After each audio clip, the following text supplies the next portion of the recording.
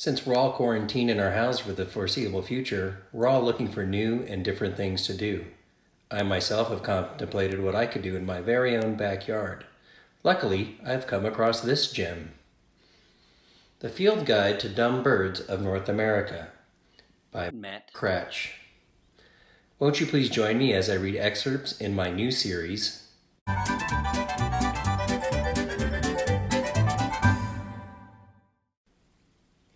We will be covering typical birds, backyard assholes, hummingbirds, weirdos, and flycatchers, egotists and show-offs, fuckers, floaters, sandbirds, and dork legs, and murder birds. Until next time.